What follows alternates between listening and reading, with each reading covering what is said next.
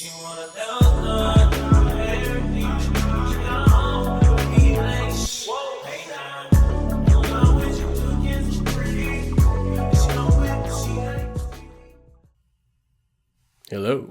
Hello. We're back. Like we never left, but we did. But we came back. So that's what matters, is that we came back. Always coming back. So, we finished Peacemaker. We're going to talk about Peacemaker today. That's it. That's Just it. Peacemaker. Just Peacemaker. I haven't watched any movies. I haven't been watching Gen V, but That's for a later episode. we're going to, Focus on Peacemaker. yeah, because I got some problems. Not with Peacemaker. Why y'all don't like Peacemaker season 2, man? I don't know. Like, I feel like... So I've been watching a little bit of Buffy the Vampire Slayer, among other things. So Yeah. I really feel like Buffy the Vampire Slayer is like... People have... Specifically one person has been saying that the person who wrote Buffy... Who's that man? Joss Whedon. That guy. He is like the blueprint of like how scripts and banter has evolved. I wouldn't say the blueprint is more. I'm saying this one person stated this. Who's the one person? I'm not gonna blast somebody. Okay, so what I will say is the Avengers, which is probably other than Buffy, his like big thing.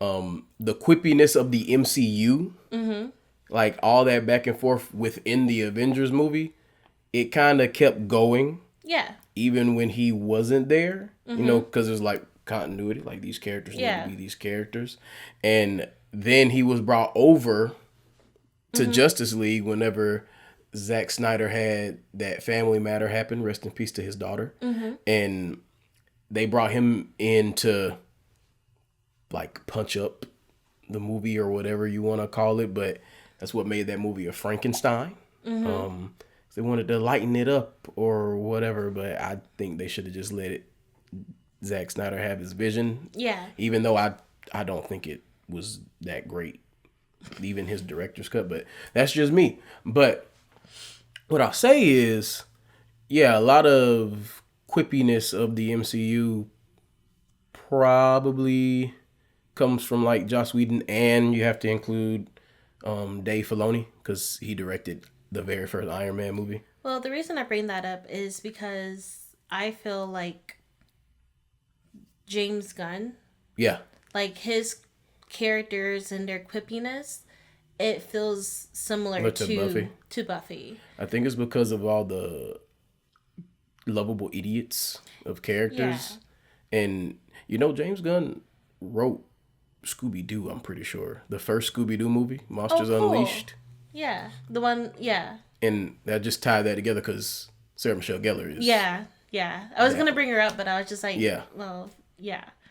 But I say all that to say, like, I didn't have a problem with it because, like, I love Buffy. And I love, like, how grounded these people can be in the face of all of this normally. Yeah.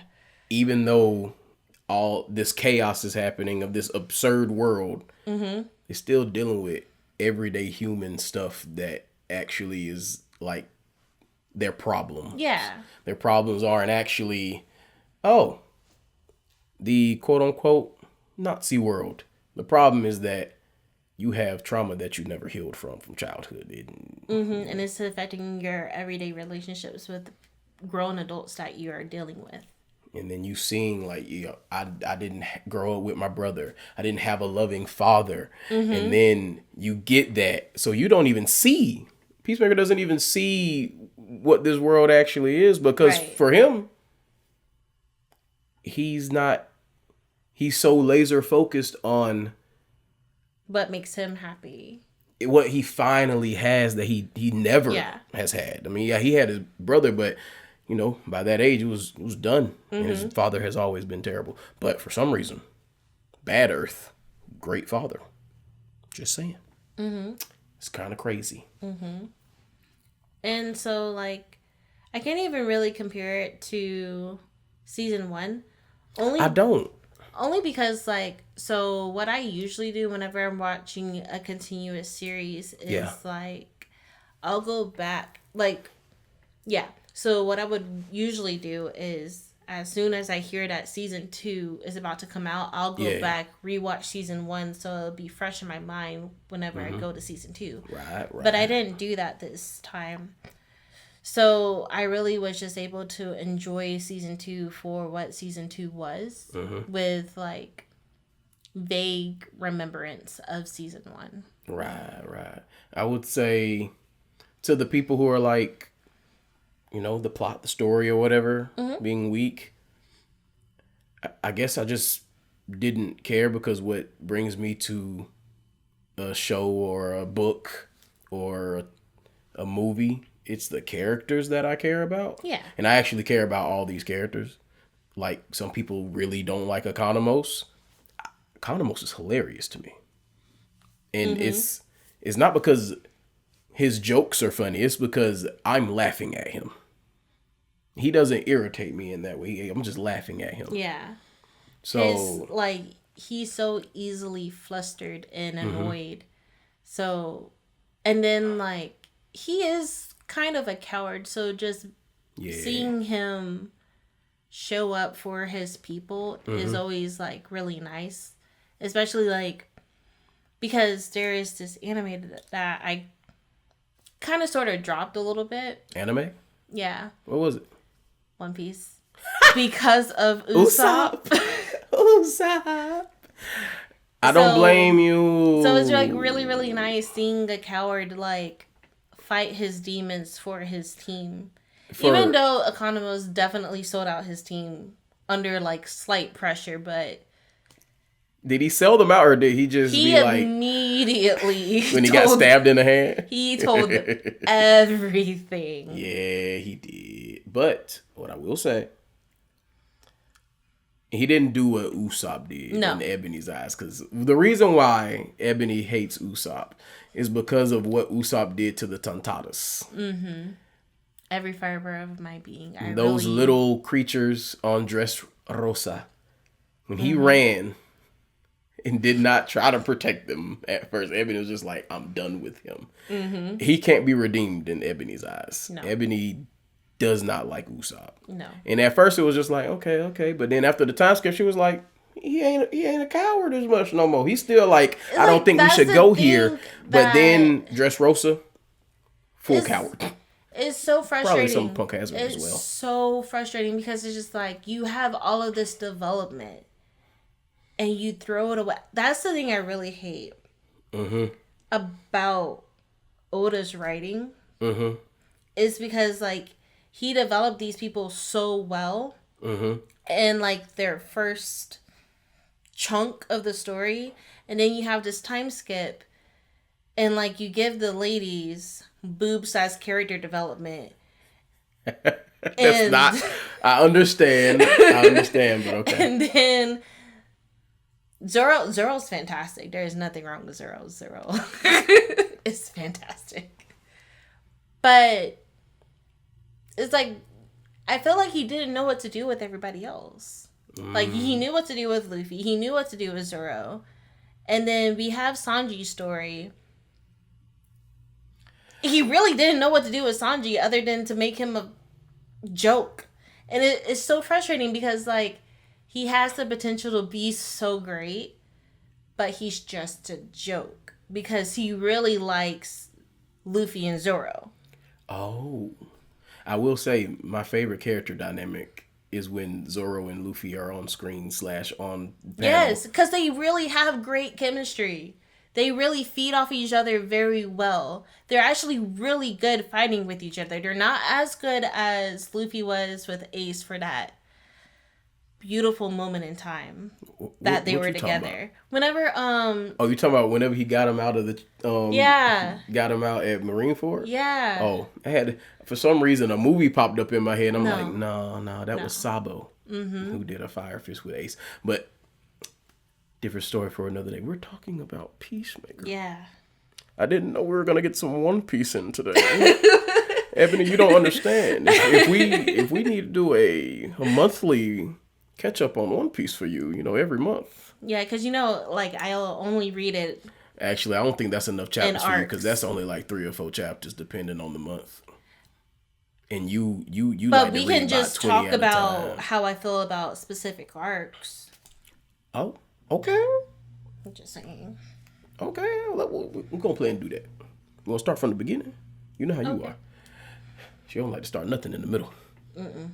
So, as we were saying about Peacemaker, so from season 1 to season 2, how did you feel about John Cena and Hardcore's relationship? From season 1 to season 2? Mm-hmm. Well, at the end of season 1, I could tell somebody had some feelings. It was really one-sided. It's one of those things where it's like, should he have taken no for an answer and just left it alone? Because he's very persistent with her. He's very persistent with her, and I really don't know how to feel. It's persistent in a way where it's like he's not flat out being like, let's be together. He's just really, really being like, hey, you're great. Blah, blah, blah, blah, blah. What I really think is, like, if she truly showed no interest whatsoever, he would have left it alone. He also asked straight up this season, and she was just, like, dodging the question. Evasive as fuck. And all she had to do was say it meant nothing. Which I think she might have... She said that angrily in the first episode. He was just like... Yeah, that's not true. But honestly, whenever she did say that, he was just like, all right. And then he just left to go to another world. And he happened to find her, which I don't... No. I don't know. No. I don't know. Because if you're saying... I don't know how to feel about it. No. Because I understand that either way, it was a completely, totally different person. Mm-hmm. Either way. I still feel like... Mm-hmm. Let's say it was like a twin sister. So you tried with the one sister, it didn't work out. So you just go to the person that is willing, and it just happens to share her face. Ooh. So yikes. That's why I was just like, you really settled for the lesser version just so you could have something, which is kind of sweet, but still is like, you just needed to find a way to cope with her. Fair. Just saying no, I guess. I don't know. How did you feel? About that specifically? Or I completely understood where Peacemaker was coming from with, like, everything he touches, like, just goes to shit. Yeah. It's like, I can start over here. Nobody knows my past, but I'm like a bona fide hero here. So it sounds like this dude was a dick, so I can just be better than that. I can start a new life. My dad loves me. My brother's alive. I felt that. I really felt that. Because there have been times where I just wanted to start over. Oh my goodness. But I couldn't. Had to crawl my way out of the hole I dug myself into. But that's a story for another day. I do agree with the feeling of just wanting to just do it all over again, you know? So I never really faulted him for that. Yeah, I faulted him for being so tunnel visioned, because look around, sir. Your best friend is a black woman. You haven't seen a single person of color. And, like, my thing is, what really irks me is he does Vigilante so wrong, and that man rides for him so hard. He loves himself some Peacemaker. When Ads was like, I guess I just love Chris more than you do. Yeah. That was hilarious. It was beautiful. It reminds me whenever me and you're talking and I go, do you even listen to Jasmine Sullivan? Oh my God, I do. Do you even listen to Nao? Are you even a fan? Are you even a fan? Oh, she hates it, y'all. She hates it. But yeah, she'll recognize something like, what's the name of that? I'm like, oh, you don't know the name of this song? Are you even a fan? Are you even a fan? Speaking of Ads. Yes. I love her actress. The scene between her and her fiance, or were they married? I don't remember. No, that was just a girlfriend. The scene between them two that in the finale, shit almost made me cry, man. I was like, dang, this is the most like that was the time where I really liked her scene with Judo Master. Oh yeah. Because it was really revealing to both of them who they were. And like how like we get the perspective of Judo Master being us, being like, well, how are you friends with somebody who could live in this world and think it's so perfect? And she's explaining basically like, I understand that he is dumb, but he's a lovable dumb. And she's just always so understanding and so patient. She's very understanding and patient with her friend group, but she wasn't understanding with why her fiance or girlfriend, because I don't know if they were engaged, was so hell bent on not supporting her dream. And it's like, you made a plan, you had a dream with her, and you just threw it to the wayside, and she didn't get to talk to you about that. And I think the thing about it all is, like, for her situation is like she's able to be selfish with the person that she actually loves the most, whereas with everybody else she has to compromise. Right.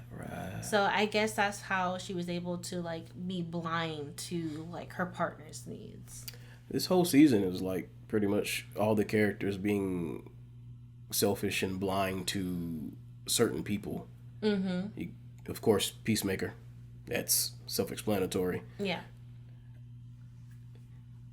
That doggone Vigilante. You ain't got to talk to your mama like that, bro. You do not got to talk to your mama like that. No, it's Jesus. Like, I don't even understand why. I don't think we're ever going to. We're never going to understand. She probably walked in on a D&D game or something one time, and he was upset. I don't know. Because if his mama was black, he would have got sent into next year and missed a whole year. But it was so funny whenever she showed up, and she was just like, your friend Lee is here. And even I was like, who is Lee? I swear, I was like, Lee. He was just like, we call her Ads. Got a bio? We call her Ads. We don't call her Lee. And she's like, it's okay. Your mom can call me Lee. But like I was saying, Vigilante is selfish in the way he sees the world / thinks. Because you got all of this in the basement. Yeah. And it's blood money. It's drug money. He is chaotic. Your friends need help. He's just chaotically good. Yeah. And I was really happy to see that on the other end whenever we went to that world. He's still chaotically good. Yeah. And I'm interested to know how that all plays out. Yeah. In that world, I wonder if, like, Adebayo probably doesn't even have a doppelganger on that planet. Because how would she? Like, honestly, in my brain, I was thinking that if she did have a doppel on that Earth, she would probably be working with Adrian somehow for the Sons of Liberty. Fair enough. Economos, of course, he's selfish because he doesn't want to lose his job. But so he does everything reluctantly. I get that. And it's like, Ads doesn't have a job, but she making, ends meet. But he's just like, not me. Couldn't be me. It's like, I'll stall him, but nah, I can't just not work here. It's like, bro, you hate this job. Yeah, but I don't have anything else I can do. Harcourt was probably the most unselfish out of all of them. As far as like her regularly. Now, her feelings, she was selfish with her feelings. Yeah. But she made sure she tried not to put Peacemaker in harm's way. He put himself in harm's way. She gave him the code. Copacetic. But I really feel like even if... Because whenever she did start to become a part of the company again, she did act the same way as Economos, where she was like, well, this is my job, this is what I have to do, so I'm going to do it. Regardless of how I feel about it. You talking about the portal stuff? Well, the just doors? Everything, yeah. She didn't really question her orders, she just did them. Good soldier. Yeah. Yeah. So it's one of those, I can't even fault Economos for his actions and not to fault her for her actions would be very hypocritical. I'm a hypocrite. Because you wouldn't have worked there at all? Or you think Economos is more wrong than she is? Oh, not necessarily that he's wrong. It's just he had the job already. Mm-hmm. When she got the job back, it was because Peacemaker told them, like, none of them had anything to do with it. They brought me back here. Take the thing. She started to question stuff, but, that wasn't really until people started kicking the bucket. So, and then when she tried to ask, he just kind of shooed her away. Mm-hmm. And that was when, like, oh, now I'm kind of like, what you doing, girl? What you doing, girl? Mm-hmm. But I understand what you're saying. I'm just a hypocrite. Mm-hmm. Yeah. I can do something, but you can't. You're funny. Oh, I gotta be funny. So, my biggest question was, why didn't they just, instead of investigating all of the doors, why didn't they just go into the Earth that they were originally at, the Doppel world? Oh, instead of like just investigating all of the worlds again, just go to the Doppel one. I don't know if that door is there anymore, because the brother lived. Yeah, he lived. So he could have tore that shit down. Well, now I understand what you're saying. Like, we don't know. Mm-hmm. But even if they can send people there, then that means they can find their way here. Mm-hmm. Probably need to leave that alone. Mm. I don't know. It's a good question. I have no answers for that. Just give you my rationale. Mm-hmm. But I have no idea. Okay.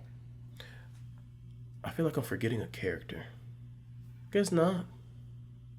Nope. We talked about Ads, Adrian, Economos, Harcourt, and Peacemaker. Eagly is the alpha of all alphas, eagles. When that ended up being true, that blew my mind. I was blown away. I was blown away. I really like the cutest moment with Eagly is whenever Economos was doing something with him and he wrapped a wing around him. That was so cute. It was adorable. I've seen online people be like, oh, this is literally just a backdoor pilot for whatever company that Ads them made. Oh, okay. Apparently that's actually like a group in the comics or something. Mm-hmm. I don't read American comics like that. I read manga, Japanese comics. So many comics. So I didn't know that. The whole season worked for me. I don't have a problem with it. Mm-hmm. Unlike, I see most of the internet has huge problem. Yeah. Y'all feeling like nothing happened. This was a season of characters for me. Like, the characters going through what they went through, like, the season doesn't happen without the characters making the decisions they make. They're the ones they're affecting the world, whereas in season 1 it was more so the world affecting them. And I prefer characters to affect the world, because I already seen, season 1 and everything. And yeah. In this one, the shenanigans they get into is because of, Chris feeling the way he does, and random, like, all right, Eagly, let's go. And he finds the door. He's like, oh, shit. And then he gets high, has the orgy, which was insane. Forgot that happened until right now. Once again, I am tired of frontal nudity. Same. I'm tired of it. Same. But that's besides the point. Mm-hmm. And him feeling the way he feels is the whole reason why he wants to stay there. It is what it is, yeah. I really feel like it was nice seeing characters actually deal with the ramifications of the things that they cause. Yeah. Versus, like, we end at season 1 with her blowing up the whole everything of what her mother was doing. Yeah, the fallout of that. We just fast forward and everything's still okay with our main characters. No. Like, she is struggling to, get a job for real. Harcourt is blackballed. Mm-hmm. She's blacklisted. She's like no one wants Peacemaker. You can't work for the CIA. Bro, I just remember the stuff with the Justice Gang. That was so rude. I would have shot them, but he would have. I'm so happy that Titan, the T guy, Mr. Terrific. Oh, Mr. Terrific. He wasn't there. Yeah. Honestly, I really feel like he would have been like, I am way too good to be here. I have better things to do. It's really intriguing to me. Like, after seeing his dynamic with Superman, I'm really intrigued as to, like, is he still an official member of the Justice Gang or Justice Society? Because he kind of left against orders. What? Well, they eventually showed up. I mean, but he's helping, like, Superman in Metropolis. They went to the across the seas place. I forgot what it's called, but Luthor's country he was trying to have. They went there, but in the post-credit scene, him helping Superman, like, put the city back together or whatever, and him not being there for this. Is he just hanging with Soups now, or is it just honestly, like, I'm too good for this? We don't really know intrigued. The exact timeline. That's true. Of everything. So honestly, they could have been holding this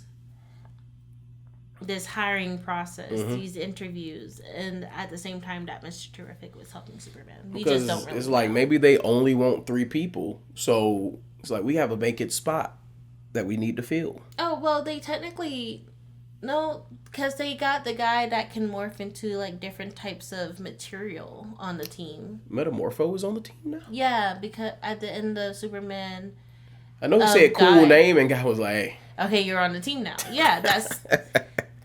Oh, yeah, you're right. I forgot that happened too. So yeah, I don't know, but I want to see more of Mr. Terrific. He's my favorite member of the Justice Gang. He's my favorite DC character. I'm very intrigued to see how they use Hawkgirl in this universe, or Hawkwoman. Do they call her Hawkgirl or Hawkwoman? Or does she not even have a code name? No. I don't know. No idea. But I'm very intrigued because I would prefer they use her the same way that the animated show did, where she's an alien and not the Egyptian thing. I would prefer that.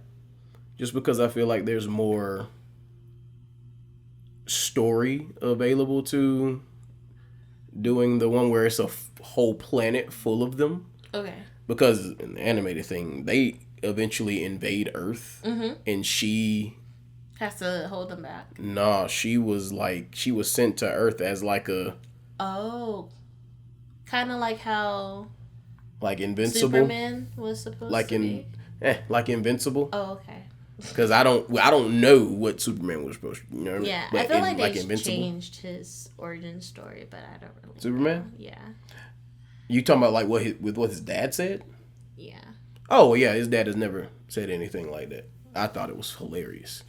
I was like, wait, this is an AI. This is he really said. I was like, this? Oh wow, you really said okay. Okay. And because that happens and like they like kind of take over and. There has to be fallout from that because you betrayed the Justice League. She betrayed her friends, but eventually, she gets back right, and they save the day, as they do.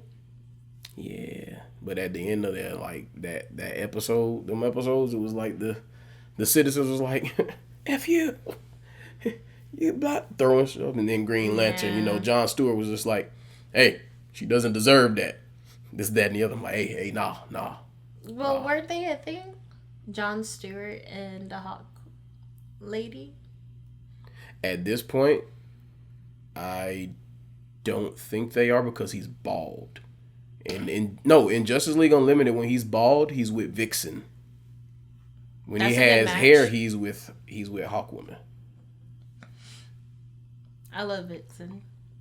But unfortunately, when they go into the future, because of future shenanigans, he meets his future son, and his future son has wings. So, not with Vixen.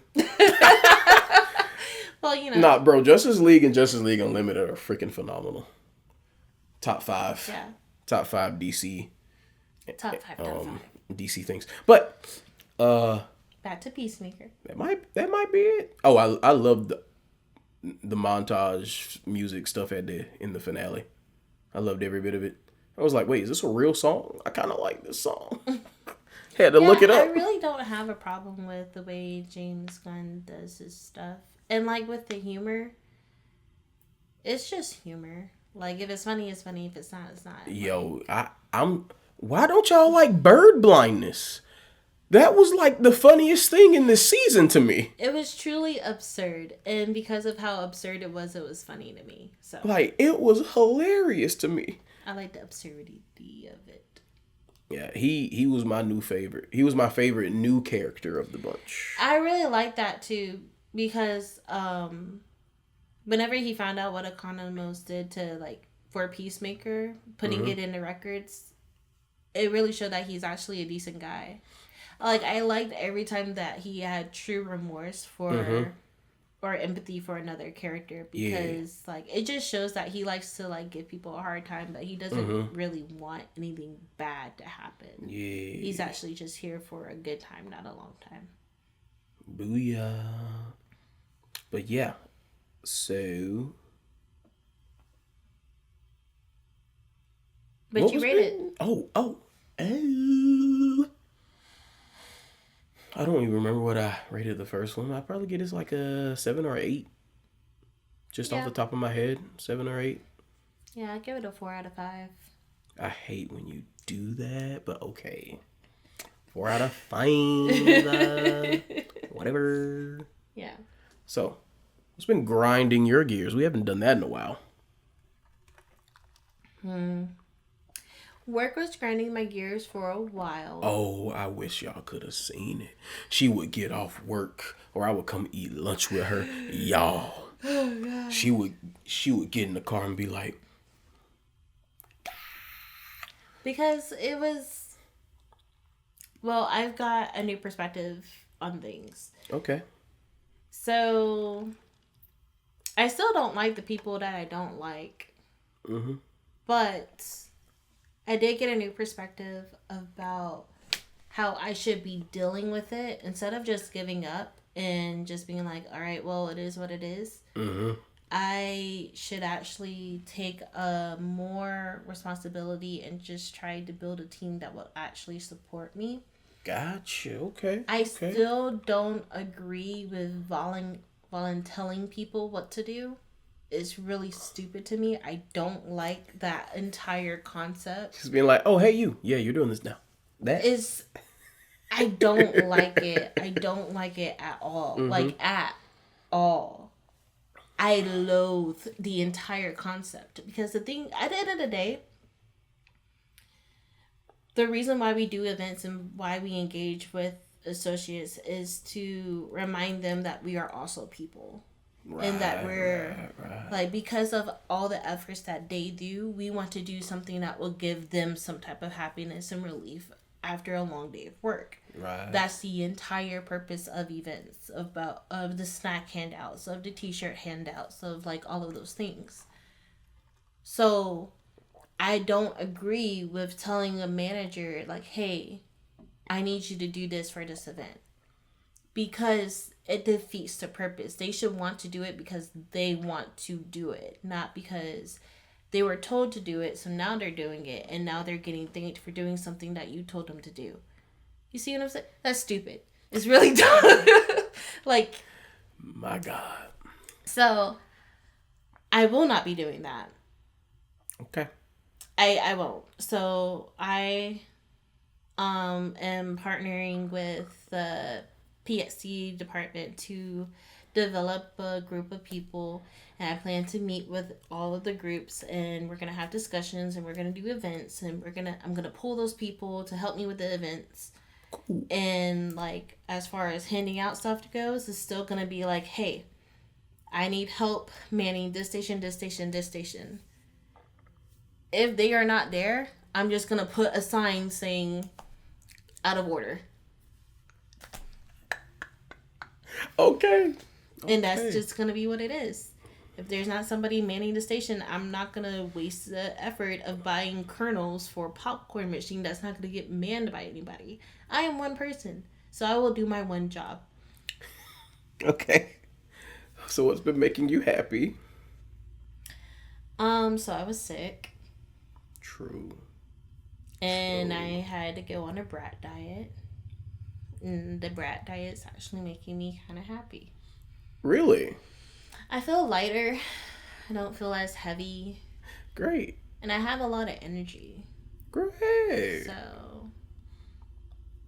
High five, buddy. You're too much. That would have spiked. I just said you would have spiked it. You just blew out the mic. What about you? What's been grinding your gears? What's been making you happy? What's going on? Tell me. Tell me. So what's been grinding my gears is that the students, specifically one student, but can't single nobody out on the interest of web. I mean, it's confidential. I can't say no names. Okay. They just don't want to. So they just don't we're just going to call the student Alvin. No, I will not call them anything. But either not showing up or showing up and being like, oh, I didn't know that. And I'm like, I made an announcement. I emailed you personally as well. Even emailed you what you needed to do. Mm-hmm. But hey, I understand. I've been there. Might be afraid to ask for help or something. I'm sorry. I'll check in with that later. But for now, listen, you're getting zeros for assignments. It is what it is. You're not doing the work. If you're not, it's been grinding my gears because I've been there. Yeah. And at a certain point, I always just like, hey, so I missed some stuff. Mm-hmm. Can I turn it in? Mm-hmm. Even in high school, I did that. So it's just odd. No, I get it. It's like one of those things where it's just like, what do you want me to do? Because you're failing. I can't and you're not help asking, unless... Yeah. Closed mouths don't get fed. I say, hey, turn it off. Yeah. Like Klaus tells people to do. I actually... Turn it off. I have to put in midterm grades by tomorrow. It's already that time? Oh, yeah, because this class started at the end of August. I feel like it went by so fast. Well, I mean, it's October. The finals week is like the first 2 weeks of December. My goodness. So they get a whole week off for Thanksgiving, so they only got probably like 5 to 6 weeks. Probably only got 5 weeks left. Mm-hmm. Yeah, it's midterm time. I gotta put in them grades tomorrow. What's been making me happy? Yep. The students who've been doing the work on their own. I ain't even got to stay. I'm trying to go over something like, oh, you already did that. Excuse me. Excuse me. Thank you so much. It feels so good. Thank you so much, because I do not want to give y'all a test. I don't want to have to make y'all write a paper on this, because I don't want to read it and I don't want to grade it. Yeah. I'm very lenient as an instructor. It's just... Oh, and I told him, I was like, yeah, technically, if you miss one day of this class, that counts as 2 absences, technically. So just know that. Like, after 2, you're supposed to drop a whole letter grade, but... I got you, because y'all been letting me know what's going on, and you know, been letting me know when you ain't gonna be here. For one, you know, it's a Jewish holiday. For another, it's a show. I'm like, okay, cool. Okay. As long as it's excusable. I don't care. And as long as when you come back, you did what you needed to do. I do not care. But don't show back up and just be like, we were supposed to read that? Then I'm going to be like, well, there's no point in you joining in on the discussion today. And I'm like, oh, I can still talk, even though I'm like... You can talk about stuff you don't know? Thank you. Thank you, because you going to say something, I'm going to be like, no, that's not how that character was acting at all. But thanks for trying. But yeah, what the other thing that's been grinding my gears is, am I just overqualified for stuff now? Can't just get a part-time job? Can't get a... Because, you know, being a professor part-time, it ain't paying right. And, you know, I'm still... the entertainment industry. You know, they take a while before they pay you for doing something. So I'm still waiting on money from August. You know what I'm saying? I thought I was going to get it, you know, when I got the other money. But nah, it's 2 parts. So we just got to wait. So, you know, trying to get 2 survival jobs instead of just 1, you know, because that money don't come in fast enough. I'm happy for what I did. You know what I'm saying? Yeah. It was fun. It was dope. Speaking of dope, there's a trailer of a short film. Okay. I was in. The director and people posted it on Instagram today. I saw it the other day, but now everybody can see it. I might put it on my Instagram. You should. Not sure yet. You should. Oh, I should? You should. I should? Okay. Okay. That's about it for me. Been working on music. She been working on her book. I've been reading some of the book. Oh, y'all don't understand. It's some good stuff. Some new characters.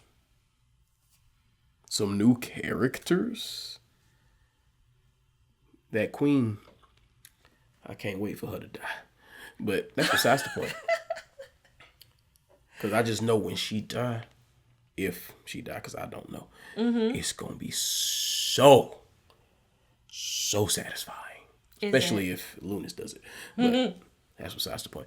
But yeah, that's it. That's it for this episode. We'll be back next week with Gen V.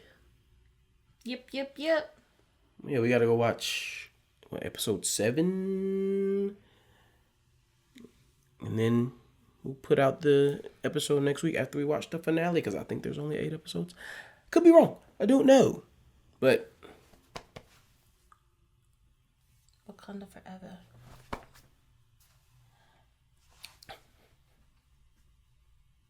Okay, bye. Peace out.